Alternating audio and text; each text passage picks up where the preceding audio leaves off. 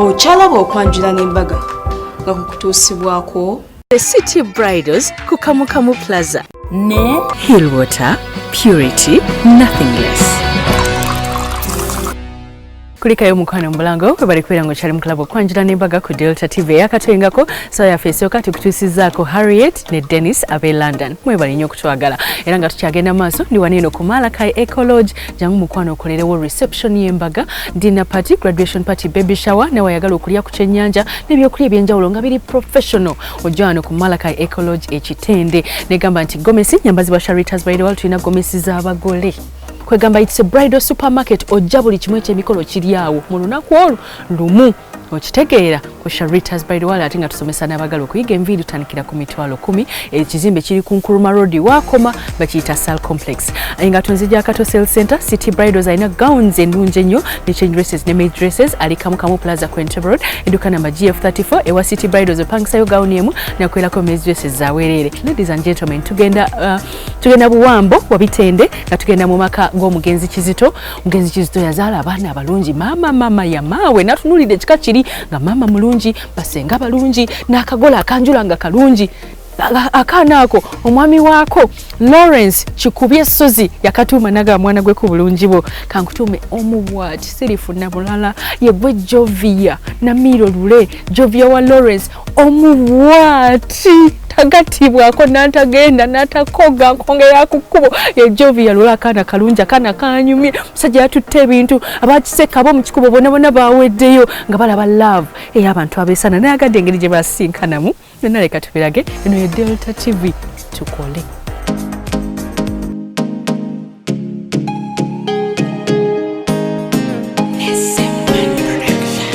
Soya yaffe neyo kubiri mukwano tuze buwambo era nga buwambo kisangibwa eno kiteezi era nga ku luno tulaba Jovia Lule Jovia wa Lawrence omubwati nga tutandikidde mu nnyumba okulaba engoye n'engatto ne makeup byagenda okubeera nga akola ki ng'ayambala. Kulina mwesubi weda bambi tachuka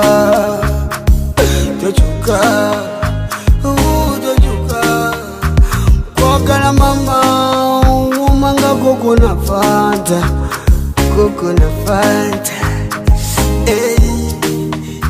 Obwero bakozesa decoration wa white ne gold nga bamutadde ku round tables na kuliko fresh flowers soft drinks ne wine banenga kyabadde kirungi mukolo kasita gubako wine nno guba gwa bbeeyi gazebo nayo bagityumye bulungi bataddeko bupiro baza n'obugambo obulaba Jovia wa Lawrence omubwati.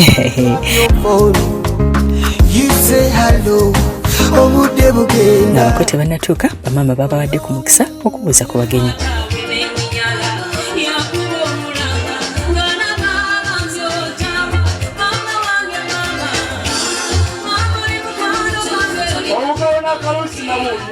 Bannange mwebale kujja mwamumpesezza ekitiibwa mwe mwenna muliwo ku lwange eyazaala omulungi Namiro Jovia omwami wange Daddy Jovia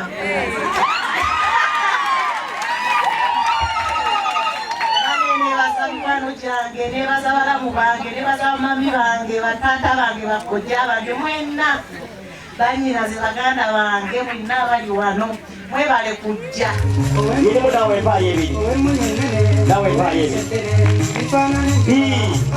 ne bajjajja bambi abajjajjaasi b'omuluja ne bubazze ne babuuza ku bagenyi.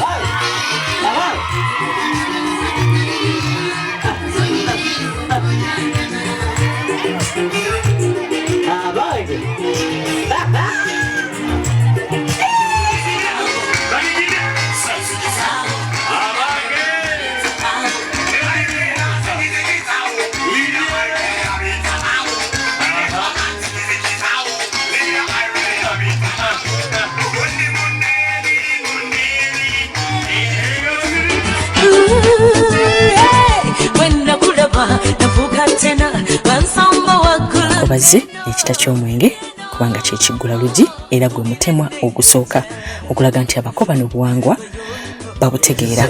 Sebo mukulu nze njagala okubooza essebo bagambe nti bw'ojja mube mmamba ekika kinafuna fu tekirina maanyi kijogeka bujogezi. Lwaki mukulu? Bagambye nti ffe tunywa ebyebitundutundu. Kino kyo kijjudde mukulu. Naye obuzibu buvuddewa? Nze nasoze nnyo. Kati oguli ku mutwe gwe guyuza ekita? Nasuze mu ambiyansi kati simanyi omungi guli ku mutwe oba guli mu kita. Abasawo bayitibwa okujja okugema ng'era bwe si nkugamba kubeera kwawula bako na kubawa special recognition.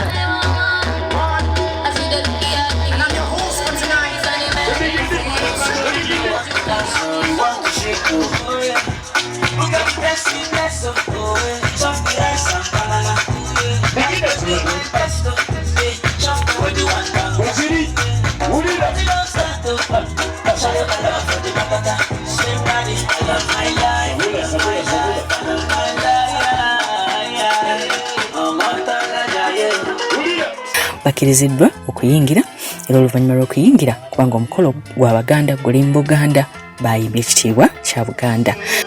Twesimye nnyo abange twesimye nnyo olwa Buganda yaffe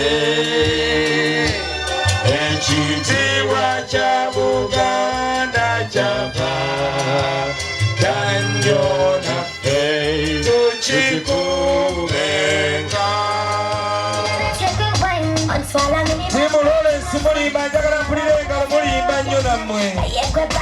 Bwe batya abasawo bakomezawo report. Eradde nnyo nnyo nnyo. Ensiiba ya wano leero. Bitambudde bitya? Nnyo. Bulungi nnyo. Bitambudde bulungi nnyo. Bange twekubireko engalo ez'amaanyi. Naye taata. Ate naye? Mu balwadde be tugenza okkebera bagenyi abazze. Otyo? Tusanzeemu omuyi omu bw'ati. Nga muyi nnyo? Atusobedde. Ate lwaki mukkiriza lwaki mutadde mu emergency? Ebitabo bigamba. Obulwadde obwo. Otyo? Tetumala gaboogera mu bantu. Mpulira. Balabe DSTV. Ebisowaani ebimu biba bityo. Byonna bye bimu akiteeke ku nnyumba alabo bataafuna network entuufu. Kale. Tusanyuse nnyo okubalaba.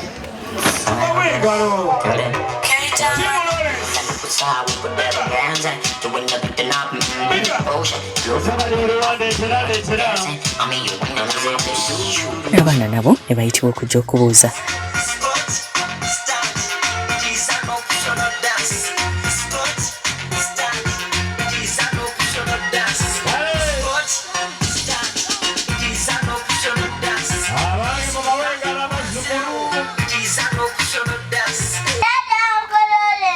Eradde nnyo nnyo nnyo nnyo. Ate mujja kundeetera okulowooza. Sikwewuunya kubanga n'erinnya liri baali wandiikiddemu. Ali ye asoma ku boodi eyo. Mbadde mmanya Lawrence yasuze kuno. Naye bw'aba amusomye busomye wali. Kale. Bannaye mwebale kujja. Kaakati kwata. Kano kako. Naako kako. Tubatuma nno genda kunoonya byamaguzi mitala w'amayanja. Ate bwe tuwulira nti natikka konteyina tetuuka. Kati konteyina tuzibaweeredde ddala. Baasi tokaaba.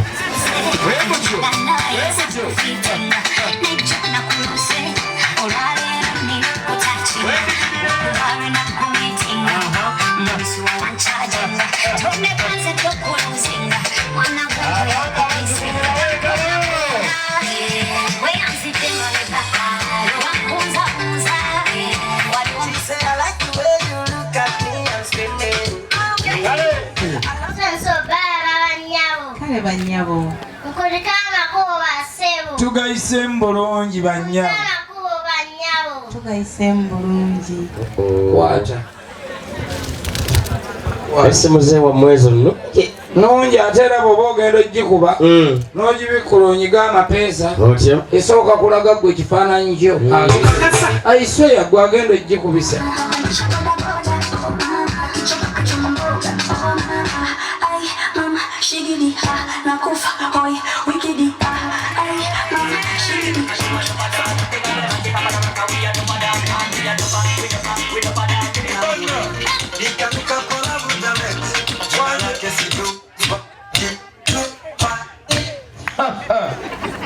Sanso bala bassebo. Kale bannaffe. Eradde bassebo. Eradde nnyo. Sibye mutanda bassebo. Ensibe ejja kuba nnungi. Kuliko amakubo. Amakubo tegatumenye tujjidde mu mmoroka ze mba munenya. Banyabo. Kale banyabo. Eradde banyabo. Sibye mutanda banyabo. Musibye mutanda banyabo. Dungi banyabo. Mwebale kunyirira. Alex banyabo. Wainga omumalayo bumazi. Akati kano kako. Nakano kako. Bw'osoma ekiriko totya nnyo.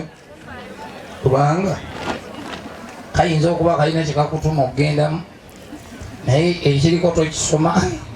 Yongera osoma obutonotono obuli wansi kubanga kati bw'osoma ako akanenenene oyinza okwekanga nga ko kakugamba kirala. Wayo oli otya? Mu byensimbi oyimiridde otya?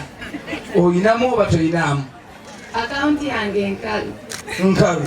Oyogedde amazima kwata ku ssente. Ako kakadde kalamba ogira oli akate ggwe. Neyange nkalu. Kwata mugagga yazze. Kiki? Olukyalinga alina amajja. Kati nkuba akatayimbwa. Wamma kwata. Kiki? Gwoli bulungi? Kambikoleko omugagga yazze. Kati n'erinnya lyange baalinzijeekodde eryegundi nzize nga nze Sozi.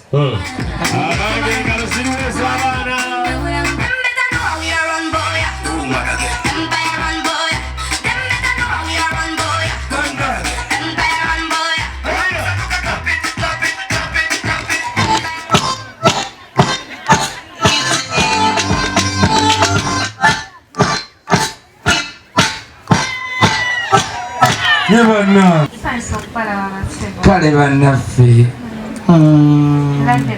Eradde nnyo.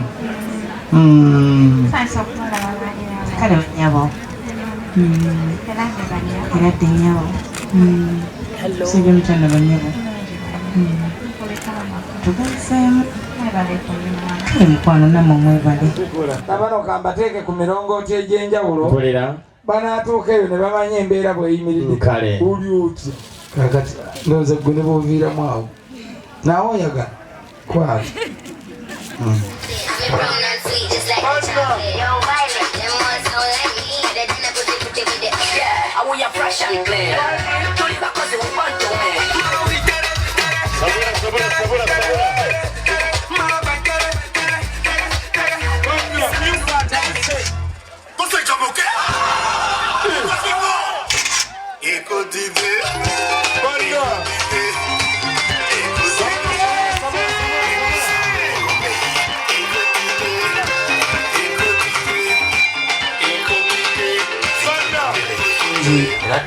Eradde nnyo. Sibye mutya. Ensiba ya wano leero. Mwe mutulaba mutya kati? Muli kiriya. Abange twekubireko mu ngalo batulabyemu obulungi. Kale. Eradde banyabo. Eradde bassebo.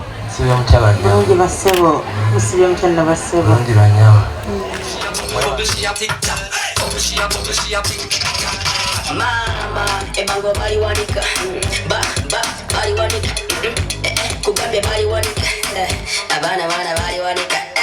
Usana kini tinanga bia kapiro cherengesa. Tanda.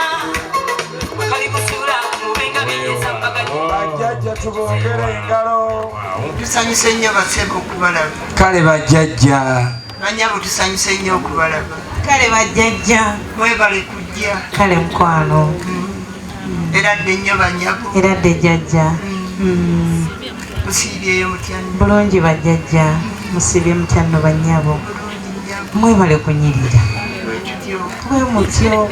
Eradde nnyo bassebo. Eradde nnyo bajjajja. Musibye mutya bassebo. Ensiba ya wano leero. Mwebale otwaniriza bajjajja. Nti ogwana ttenti etambula ne bwekuba kugenda kusaba ku kkanisa oba ku kereziya weeyagala embeera ebeera ennungi weebazaamu kino bakongedde n'ekikoola kyataaba kiikino essaawa eneetera otuuka ey'okkumi emmindi kasenda bazaana jjajja naawe ekikoola kyataaba kiikino Bagedde ku mmindi. munnange jjajja mwebale kujja n'atamba Yesu n'atambira bona kulu tukutukutukutuku oliko byashika kiki moyo yajidde ku katukutuku twala ekyo ekyamujimbo si kyakitwala kiina bwe kyalaalira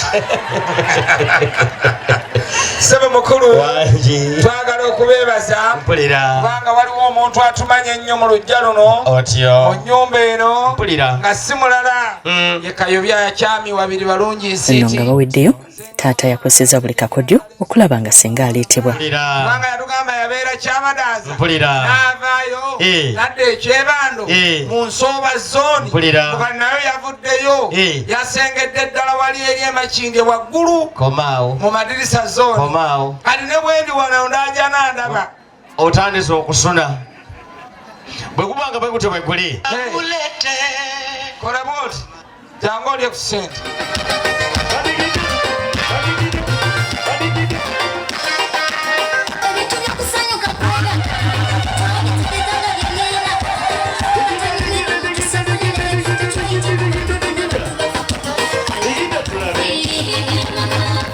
senga ennaku zino tebakyamulwisa era nga babaleeta omulundi gumu omuli n'ow'ensonga okusobola okwanja ensonga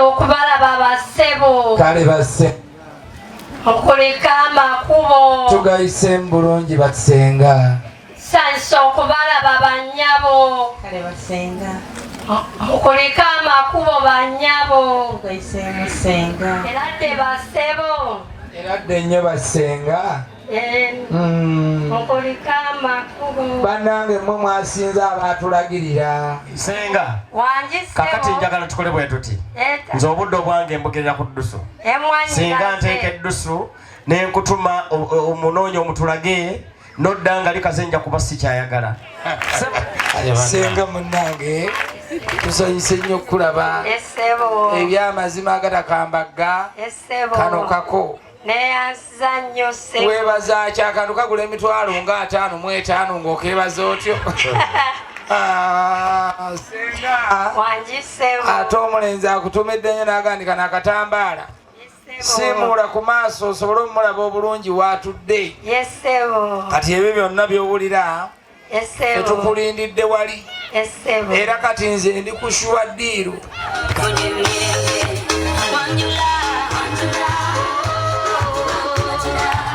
batulaze omwana asaba okuzaalibwa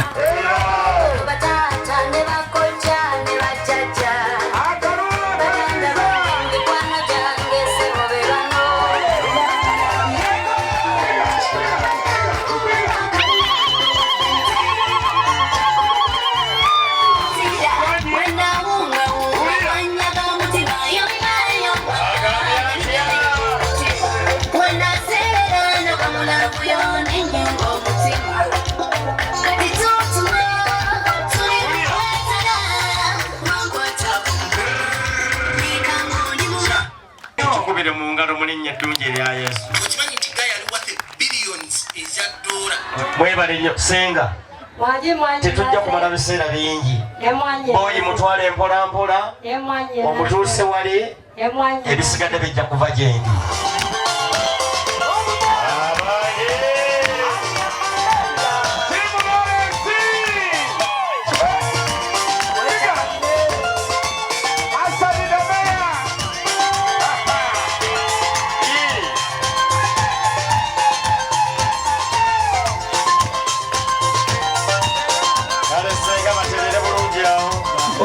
agenze wankalubo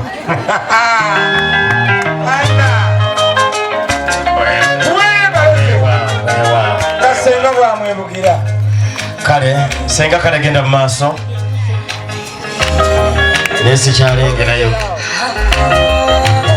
abange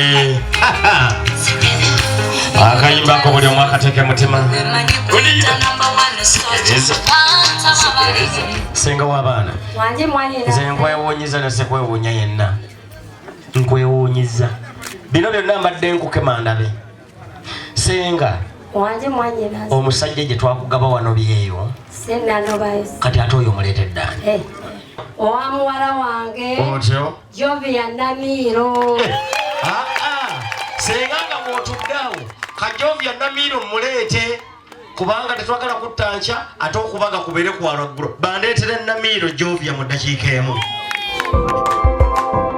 okyalaba okwanjula n'embaga nga kukutuusibwako The City Bridals ku Kamukamu Plaza ne Hillwater Purity Nothing Less.